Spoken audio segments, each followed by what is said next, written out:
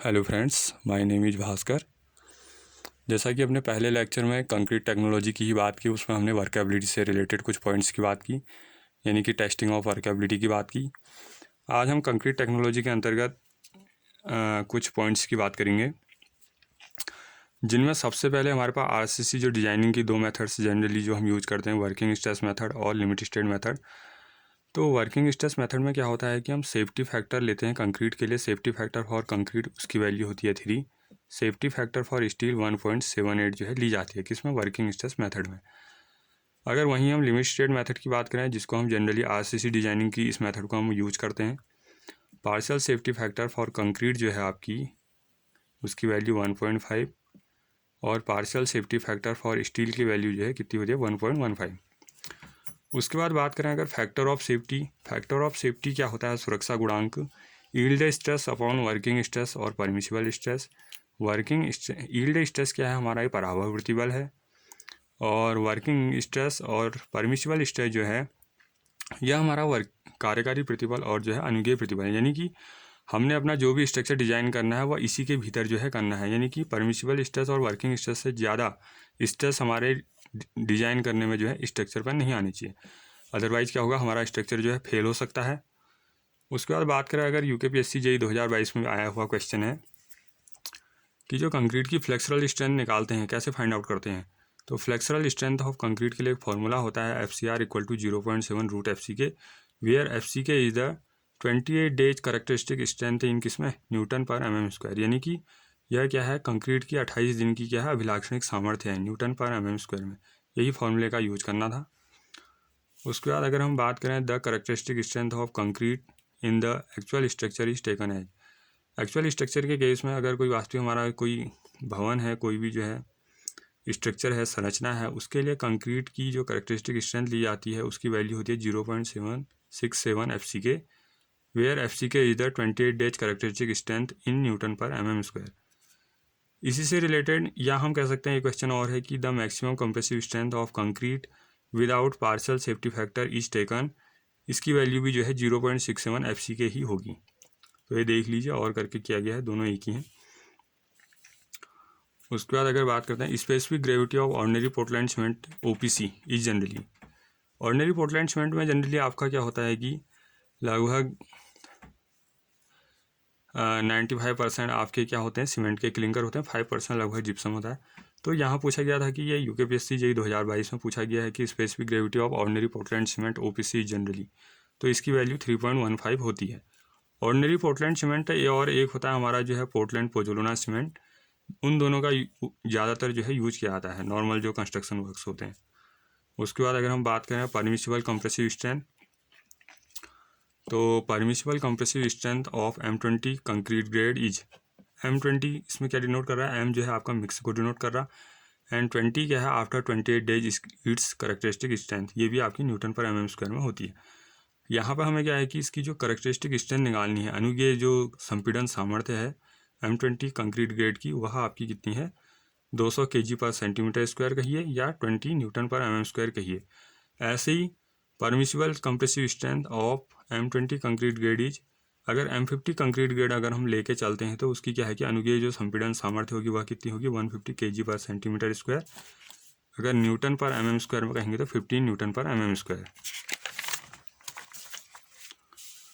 उसके बाद अगर हम बात करें ग्रेड ऑफ कंक्रीट, कंक्रीट के कौन कौन से ग्रेड हैं, तो जो इंडियन स्टैंडर्ड 456/2000 है, इसने क्या किया गया है कि कंक्रीट के ग्रेड्स को जो है 15 ग्रेड्स में स्पेसिफाइड किया है। कंक्रीट के जो ग्रेड्स हैं उनको 15 ग्रेड्स में जो है स्पेसिफाइड किया है। अब इसमें हमारे जो ग्रेड हैं, डिजिग्नेशन क्या है और आपके रेशियो, और 15 सेंटीमीटर क्यूब्स जो है 15 centimetre cubes characteristic strength after 28 days in newton पर mm²। यानी कि 15 × 15 × 15 सेंटीमीटर के जो आपके कंक्रीट क्यूब हैं, यह आपके इंडियन स्टैंडर्ड किसके अंतर्गत ले जाते हैं, 516 के अंतर्गत ले जाते हैं। तो इनकी जो है करेक्टरिस्टिक स्ट्रेंथ ये है।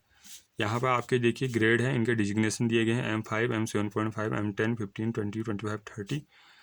रेशियो आप चलेंगे 1:n/2n के फॉर्म में चलेंगे। सबसे पहले M5 अगर है तो उसमें क्या है कि 1:5:10, और इसकी करेक्टरिस्टिक स्ट्रेंथ आफ्टर 28 डेज कितनी होगी, 28 दिन के बाद 5। ऐसी M7.5 के लिए 1:4:8, और इसकी कैरेक्टरिस्टिक स्ट्रेंथ इसकी होगी 7.5। आपको ये ध्यान रखना है कि जो रेशियो है 1:5 जो 10 है, ये किस फॉर्म में चल रहा है, 1:n:2n। यहाँ बाइंडिंग मटेरियल का है, पहला जो है ये बाइंडिंग मटेरियल है। ये जो रेशियो है n वाला, ये क्या है आपका फाइन एग्रीगेट। उसके बाद 10:8:6:4 ये आपका है कोर्स एग्रीगेट, तो इसी फॉर्म में चलेगा। जो आपका आरसीसी के लिए जो जनरली यूज किया जाता है, आरसीसी रेनफोर्स सीमेंट कंक्रीट के लिए कोई भी स्ट्रक्चर अगर डिज़ाइन किया जाएगा तो उसमें मिनिमम जो ग्रेड यूज किया जाएगा वो M20। इससे कम ग्रेड का आप जो है आरसीसी कंस्ट्रक्शन में जो है यूज नहीं कर सकते हैं। उसके बाद अगर हम बात करें तो M मिक्स को डिनोट कर रहा है, नंबर डिनोट कर रहा है characteristic strength of concrete cube after 28 days, यानी कि 28 दिन के बाद कंक्रीट की क्या दिखा रहा है, कैरेक्टरिस्टिक स्ट्रेंथ अभिलाक्षणिक सामर्थ्य दिखा रहा है। यानी कि आपका जो कंक्रीट है, कंक्रीट के लिए जो आप सैंपल ले रहे हैं वह 95% जो है उस जांच में जो है जब उसको टेस्टिंग करते हैं तो उसमें वो पास होना चाहिए। यानी कि 5% अगर फेल भी होता है तो कोई बात नहीं, 95% वो पास होना चाहिए। उसके बाद 1:n:2n ये क्या है आपका binding material, fine aggregate, coarse aggregate, cement, sand, gravel, या यहाँ पर बेलास्ट लिख दो। लगभग यहाँ पर जो साइज होगा इसका कोर्स एग्रीगेट का जो हम साइज रखेंगे, जो हमारे फ्लैट स्लैब का अगर हम डिज़ाइन कर रहे हैं तो उसके लिए साइज लेंगे हम 20 mm। और अगर फ्लैट फ्लोर अगर हम फ्लोर में कास्टिंग कर रहे हैं तो उस समय हम लेंगे 10 mm। तो इस तरीके से जो है जनरली हम फ्लैट स्लैब के लिए राउंडेड एग्रीगेट का हम यूज करते हैं। उसके बाद है एज पर Indian standard specification concrete should be cured under a humidity of. देखो हम जब कंक्रीटिंग करते हैं तो कंक्रीटिंग करने के बाद उसकी जो तराई करने के लिए जो हमें ह्यूमिडिटी चाहिए, जो आर्द्रता चाहिए, लगभग 90% अगर ह्यूमिडिटी आपके एटमॉस्फेयर में है तो वह कंक्रीट के लिए जो है बेस्ट रहती है। यानी कि इंडियन स्टैंडर्ड स्पेसिफिकेशन के अंतर्गत यह कहा गया है। उसके बाद अगर 8 पॉइंट की बात करें तो maximum permissible size of aggregate for cement concrete floor is. Cement concrete के अगर हम फ्लोर की यानी कि फर्श की कास्टिंग करते हैं तो उसमें एग्रीगेट का जो अधिकतम जो अनुगेय जो आकार अगर हम ले सकते हैं उस एग्रीगेट का, यानी कि जैसे बेलास्ट लेते हैं या रोड़ी भी आप कह सकते हैं, तो उसका जो साइज लेंगे वो 10 mm जो है परमिसिबल साइज है मैक्सिमम। अब आरसीसी जैसे डिज़ाइन करते हैं, जैसे फ्लैट स्लैब की हम कास्टिंग कर रहे हैं, जैसे अगर हम लेंटर वगैरह डालते हैं यानी कि फ्लैट स्लैब की कास्टिंग करते हैं तो उस केस में जो एग्रीगेट का साइज होगा 10 to 20 mm जो है रखते हैं हम। इसमें कौन सा एग्रीगेट होगा, राउंडेड एग्रीगेट, क्योंकि कॉम्पैक्शन अच्छा होगा और आपको स्ट्रेंथ अच्छी मिलेगी। और बेलास्ट और जो एग्रीगेट है आपका इंडियन स्टैंडर्ड जो है 383 के अकॉर्डिंग जो है रखा जाता है। उसके बाद आगे बात करते हैं। उसके बाद बात करते हैं वाटर सीमेंट रेशियो की। तो होता क्या है water cement ratio, water cement ratio equal to जो है वेट ऑफ वाटर अपॉन जो है वेट ऑफ सीमेंट। यानी कि जो भी आपका पानी ले रहे हैं आप उस कंक्रीट को बनाने के लिए, उसमें जो है पानी का भार अपॉन जो है सीमेंट का भार। अगर आप वाटर सीमेंट रेशियो 0.6 लेके चल रहे हैं, यानी कि एक बैग आपका सीमेंट है उसमें 0.6 वाटर सीमेंट रेशियो रख रहे हैं, तो आपका जो पानी की मात्रा निकलने के लिए कितनी आएगी, 30 लीटर। यानी कि एक बैग सीमेंट में अगर आप वाटर सीमेंट रेशियो 0.6 रखते हैं तो आपको 30 लीटर जल की आवश्यकता है। ऐसे ही एक बैग सीमेंट में अगर आप वाटर सीमेंट रेशियो 0.4 रखते हैं तो आपको 20 लीटर जो है जल की आवश्यकता है। नॉर्मली जो कंस्ट्रक्शन किए जाते हैं उसमें जो है वाटर सीमेंट रेशियो 0.4 जो है रखा जाता है। उसके बाद अगर हम क्विक सैंड की बात करें तो क्विक सैंड क्या है, यह एक जो है बालू पंक है। यानी कि ये आपका होता कहाँ है कि ये flow condition occurring in non कोहिजिव soil. Non कोहिजिव soil जो होती है हमारी, जैसे हमारा सैंड है या ग्रेवल है, जिसमें क्या होता है कि वॉइड्स होते हैं, यानी कि पोरोसिटी होती है, जिसके पार्टिकल्स के बीच में मॉइस्चर या जो आपकी डैम्पनेस है वह ईजी तरीके से जो है उसके वॉल्यूम में जो है इंक्रीजमेंट कर सकता है, उसके वॉल्यूम को बढ़ा सकता है। तो वो कंडीशन है flow condition occurring in non कोहिजिव soil. यानी कि जो संसंजनहीन मृदा है उसमें क्या है कि बहाव की क्या है स्थिति है, या क्विक सैंड, ये भी इंपॉर्टेंट है। उसके बाद अगर हम बात करें bulking of sand occurs due to, तो सैंड का जो फूलना है, बालू का फूलना अकर्स ड्यू टू, जैसे हमने फ्लूइड मैकेनिक्स में हम पढ़ते थे कि जो कैपिलरिटी है, capillarity due to surface tension, ऐसे ही यहाँ पे क्या है bulking of sand occurs due to surface tension. क्यों, बालू जो फूलती है वह किसके कारण होता है, सरफेस टेंशन, पृष्ठ तनाव के कारण होता है। यानी कि जब बालू फूलती है तो सैंड के जो पार्टिकल्स हैं उनके बीच में क्या वॉइड्स है या जो आपका पोरोसिटी है, तो उसमें होता क्या है कि जैसे ही यह क्या होता है कि लिक्विड फॉर्म के किसी जो है मॉइस्चर या डैम्पनेस या किसी लिक्विड जब इसके अंदर एंटर करता है तो ये क्या होता है फूलती है। इनिशियल स्टेज में क्या होगा कि आपकी जो सैंड होगी वह तेज़ी से फूलती है, लेकिन जब पूरा सैचुरेट हो जाएगा आपका सैंड पार्टिकल तो यह जो है धीरे धीरे फिर डिक्रीज हो जाता है। तो सैंड प्लस जैसे क्या है कि मॉइस्चर प्लस डैम्पनेस ये क्या कर देगा, इंक्रीज वॉल्यूम जो है इंक्रीज हो जाता है। उसके बाद अगर हम बात करें bulking of sand is maximum if the percentage of moisture content is of the order of 5%। UKPSC JEE 2022 में आया हुआ है, तो काफ़ी इंपॉर्टेंट क्वेश्चन है कि जो बालू फूलती है, बालू फूलने का जो अधिकतम क्या है कि यानी कि मैक्सिमम जो मॉइस्चर कंटेंट सैंड के अंदर जब बालू फूलती है तो मैक्सिमम मॉइस्चर कंटेंट कितना जो है उसके अंदर एंटर कर सकता है, तो वह 5% जो है, 5% से 6%। वो ऑप्शन के हिसाब से आप देख लीजिए, अगर 5% से 6% है तो उसे टिक कर दीजिए, अदरवाइज जो है 5%। और एक तरीके से और पूछा जा सकता है कि bulking of sand is more in fine sand, यानी कि जो फाइन सैंड होती है, फाइन सैंड यानी कि जिसका क्या होता है कि फाइननेस मॉडुलस, फाइन सैंड यानी कि जिसका फाइननेस मॉडुलस 2.20 से जैसे फाइन सैंड है तो फाइन सैंड का जो फाइननेस मॉडुलस होगा 2.20 टू 2.60। फाइननेस मॉडुलस का फाइन सैंड का फाइननेस मॉडुलस इसके बीच होता है 2.20 से 2.60 के बीच। तो बल्किंग ऑफ सैंड जो है इस केस में जो है मैक्सिमम होती है। उसके बाद इन इंडियन मार्केट क्या है कि the cement is available in 3 grades, यानी कि भारतीय बाजार में जो सीमेंट हमें जो अवेलेबल होता है 3 ग्रेडों में, 33 ग्रेड, 43 और 53 ग्रेड। यानी कि 33, 43, 53 क्या है इनकी है आफ्टर 28 डेज क्या है कंप्रेसिव स्ट्रेंथ है, आफ्टर 28 28 दिन के बाद की जो है कंप्रेसिव स्ट्रेंथ है, यानी कि किसमें न्यूटन पर mm स्क्वायर, न्यूटन पर mm स्क्वायर, न्यूटन पर mm स्क्वायर, यानी कि 33 ग्रेड है। तो 33 ग्रेड के लिए क्या होगा कि इसकी जो आफ्टर 20 डे जो कंप्रेसिव स्ट्रेंथ होगी 33 न्यूटन पर mm स्क्वायर, या आपका है मेगा पास्कल। बात एक ही है, न्यूटन पर mm स्क्वायर कहिए या मेगा पास्कल कीजिए, बात एक ही है। उसके बाद नेक्स्ट बात करते हैं कि जो इंग्रेडिएंट्स ऑफ सीमेंट है, सीमेंट के जो इंग्रेडिएंट्स होते हैं, यानी कि सीमेंट में जो भी घटक आपके मिलते हैं, जो भी इंग्रेडिएंट्स आपके मिलते हैं वह क्या क्या हैं। मोस्ट जो परसेंटेज होता है यानी कि जो मेजर कंस्टिट्यूएंट्स होता है इसमें वह है आपका सिलेक्ट लाइम CaO 60 to 65%। उसके बाद सिलिका का नंबर आता है 20 to 25%, alumina Al2O3 6 to 8%, magnesia 1.5 to 3%, iron oxide Fe2O3 2 to 4%, calcium sulphate CaSO4 3 to 5%। उसके बाद सल्फर डाइऑक्साइड SO2 1.5 to 2%, और एल्कली जो है जिसमें आपके कैल्शियम, मैग्नीशियम और जो है पोटेशियम सल्फेट आते हैं, यह इसका जो पार्ट रहता है 1%। यानी कि ये बहुत इंपॉर्टेंट है इंग्रेडिएंट्स ऑफ सीमेंट। सीमेंट के इंग्रेडिएंट्स में मेजर पार्ट आपका स्लैग्ड लाइम का है, तो इनको आप जो है अच्छी तरीके से जो है कीप इन माइंड। उसके बाद जो है नोट क्या है, initial grinding of cement. Cement की जो इनिशियल ग्राइंडिंग की जाती है वह आपकी बॉल मिल के द्वारा की जाती है, और बॉल मिल में जब सीमेंट के जो क्लिंकर होते हैं, जब सीमेंट की मैन्युफैक्चरिंग होती है तो 2 पार्ट में आपका सीमेंट मिलता है। 2 मेथड से आपकी सीमेंट की मैन्युफैक्चरिंग की जाती है, और ड्राई प्रोसेस के जरिए, और जो है वेट, ड्राई मेथड और वेट मेथड, 2 मेथड हैं। तो जो वहाँ से आपको जो सीमेंट मिलता है वो एकदम क्लिंकर फॉर्म में नहीं मिलता है, उसके क्लिंकर आपके बाद में मिलते हैं। जब उस वहाँ से जो आपका सीमेंट मिलता है उसकी क्या होती है, पिसाई की जाती है, तो क्लिंकर बाद में बनाए जाते हैं।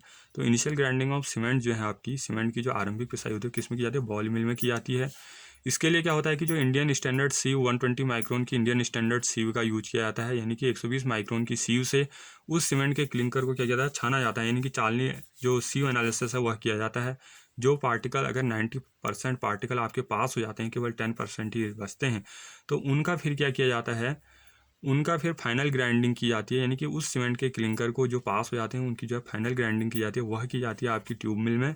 और ट्यूब मिल में जो की जाती है उसके बाद जो इंडियन स्टैंडर्ड सीव है उसके लिए 90 माइक्रोन की सीव का यूज किया जाता है, यानी कि 90 माइक्रोन की सीव से उस क्लिंकर को, सीमेंट के क्लिंकर को क्या किया जाता है, छाना जाता है। अब यहाँ पर कन्फ्यूज करने वाली एक ही बात आती है कि जो बॉल मिल, ट्यूब मिल और एक होता है पग मिल।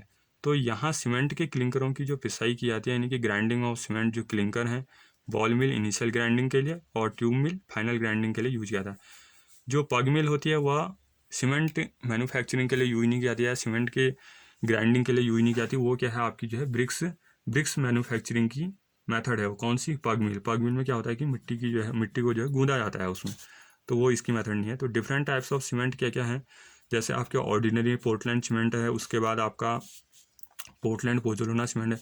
तो ऑर्डिनरी पोर्टलैंड सीमेंट जो ज़्यादातर यूज किया जाता है, इसमें 95% आपके सीमेंट क्लिंकर हैं, 5% जो है इसमें जिप्सम होता है, CaSO4.2H2O जिप्सम, जो एज ए रिटार्डर आपका काम करता है। PVC की बात करें, पोर्टलैंड पोजोलाना सीमेंट, इसमें क्या होता है कि 75% आपके सीमेंट के क्लिंकर होते हैं, 20% इसमें क्या होता है फ्लाई ऐश होता है, यानी कि जो आपके वोल्केनोइक जो रॉक्स होती हैं, यानी कि जो ज्वालामुखी पर्वत जो होते हैं आपके, उनसे निकलने वाली राख क्या होती है 20% फ्लाई ऐश, 5% इसमें जो है जिप्सम होता है। इनको जो है अच्छी तरीके से अपने माइंड में रखिए, क्योंकि ये बार बार पूछे जाते हैं। उसके बाद रैपिड हार्डनिंग सीमेंट, यानी कि जो तेज़ी से कठोर होने वाला जो सीमेंट है, रैपिड हार्डनिंग सीमेंट, इसका जो इंडियन स्टैंडर्ड है या इंडियन स्टैंडर्ड 8041 1990 के तहत इसका क्लासिफिकेशन किया गया है। तो इसको ध्यान में रखिए कि इसका इंडियन स्टैंडर्ड क्या है। IS इंडियन स्टैंडर्ड ने क्या किया है कि इसका एक स्टैंडर्ड तय किया है, वह आपका 8041 1990 की इसका कोड है। इसमें क्या होता है कि रैपिड हार्डनिंग सीमेंट में सीमेंट की जो है फाइन ग्राइंडिंग की जाती है, बहुत महीन, इसके क्लिंकरों की जो है बहुत महीन ग्राइंडिंग की जाती है, जिसके तहत इसकी पकड़ क्या होती है बड़ी तेज़ी से होती है। तो इसको जो हमें जो अर्जेंट वर्क्स होते हैं, या जहाँ पे हमें क्या करना है, कहीं पर कोई ब्रिज वगैरह बनाने हैं, हमें जो है सीमेंट की रैपिड हार्डनिंग करनी है, तो वहाँ पे इसका रैपिड हार्डनिंग सीमेंट का यूज किया जाता है। उसके बाद क्विक सेटिंग सीमेंट जो है, जो फौरी प्रकृति के कार्य होते हैं, जो अर्जेंट वर्क्स होते हैं, उनके लिए जो है क्विक सेटिंग सीमेंट का यूज किया जाता है। तो इसमें क्या होता है कि जो क्विक सेटिंग सीमेंट हो गया है, तो इसका इनिशियल सेटिंग टाइम जो होता है आपका, इनिशियल सेटिंग टाइम की अगर मैं बात करूँ तो इसका इनिशियल सेटिंग टाइम आपका जैसे यहाँ आपका ऑर्डिनरी पोर्टलैंड सीमेंट या पोर्टलैंड पोजोलाना सीमेंट है, इनका इनिशियल सेटिंग टाइम आपका मोर देन 5 मिनट होता है, और फाइनल सेटिंग टाइम जो है लेस देन 10 आवर, यानी कि 5 मिनट से थोड़ा 30 मिनट से अधिक होना चाहिए इनिशियल सेटिंग टाइम, और फाइनल सेटिंग टाइम 10 आवर से यानी कि 600 मिनट से कम होना चाहिए। क्विक सेटिंग सीमेंट का जो इनिशियल सेटिंग टाइम है 5 मिनट और फाइनल सेटिंग टाइम 30 मिनट होता है, ध्यान रखिए। ये है आपका low heat cement. Low heat cement क्या है कि जिससे क्या होता है कि कम ऊष्मा निकलती है, ऐसा सीमेंट जिससे क्या होता है ऊष्मा कम निकलती है। जैसे आपके जो मास कंक्रीटिंग वर्क्स करनी होती है, कहीं आपके डैम बनाने हैं या कहीं आपके जो है क्रिकेट के कोई ग्राउंड बनाने हैं, तो वहाँ क्या होता है कि इंटरनल और एक्सटर्नल टेम्परेचर में काफ़ी डिफरेंस होता है। तो वहाँ क्या होता है कि लो हीट सीमेंट का जो है यूज किया जाता है, क्योंकि ये ऊष्मा को जो है कम बाहर निकालता है, तो ऊष्मा इसमें से जो है कम निष्कासित होती है, यानी कि लो हीट सीमेंट से। उसके बाद हाइड्रोफोबिक और वाटर रिपेलिंग अगर सीमेंट की बात करें, तो ये क्या है कि जो वाटर रिपेलिंग सीमेंट क्या है आपका जो है जल प्रतिकर्षी सीमेंट है, यानी कि इसका रेनी सीजन में इसका यूज किया जाता है। तो रेनी सीजन में इसका ट्रांसपोर्टेशन करने से क्या होता है कि इस सीमेंट में फिर भी जो है मॉइस्चर कंटेंट जो है एंटर नहीं कर पाता है, इसकी एक खासियत है। इसमें क्या होता है कि जब इसके क्लिंकरों की पिसाई की जाती है हाइड्रोफोबिक सीमेंट के लिए, तो उसमें क्या किया जाता है, ये केमिकल मिलाया जाता है जिसका नाम होता है ओलिक एसिड। ओलिक एसिड मिलाया जाता है, जिसके कारण क्या होता है कि ये मॉइस्चर को क्या करता है, रिपेल करता है। और इसके लिए जो इंडियन स्टैंडर्ड है 8043 1991 के तहत इसका क्लासिफिकेशन किया गया है। तो इंडियन स्टैंड को ध्यान में रखें। और हाइड्रोफोबिक और वाटर रिपेलिंग सीमेंट को जो बनाने की कंपनी है वह है अमेरिकन सीमेंट कंपनी, यानी कि ACC। अमेरिकन जो सीमेंट कंपनी है ACC, वह जो है इस सीमेंट का जो है निर्माण करती है। तो फ्रेंड्स आज के लिए इतना ही। अगर आपको वीडियो अच्छा लगा तो लाइक करें, शेयर करें, सब्सक्राइब करें, और बेल आइकन को जो है प्रेस करना ना भूलें। और जो है आप थर्ड लेक्चर में मिलेंगे। Okay bye.